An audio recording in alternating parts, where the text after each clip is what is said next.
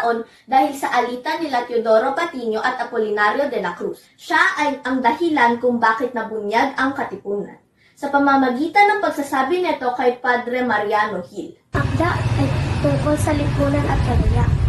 Dalawa sa mga ito ang nalimitangere at el filibusterismo.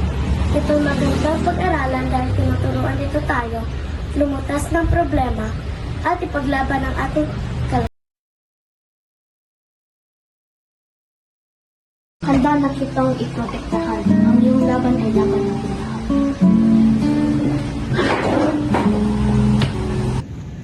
Inuutos na pagkailan na sila ay atulan ng probinsya kamatayan.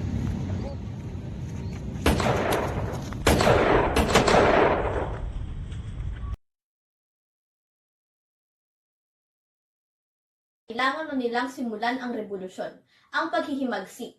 Wala ng takot, wala ng pangamba. Ang nasa puso't isip na lang nila ay paglaban. Paglaban gamit ang dahas at armas. Hindi natin siya malilimutan. Ang kanyang mga aral ay mananatili. Ang kanyang magsilbing tatay ay nag-i-inspirasyon sa ating lahat.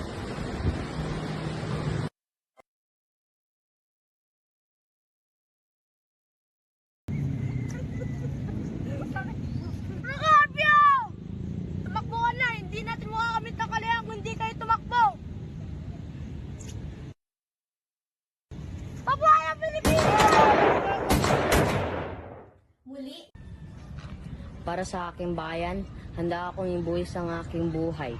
Ang alaala ay mananatiling buhay sa ating mga puso.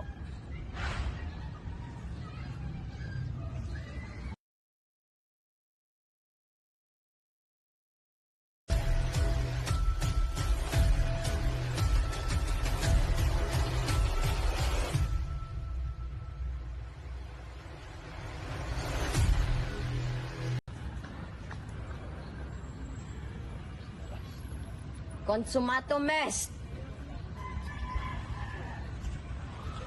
Fuego!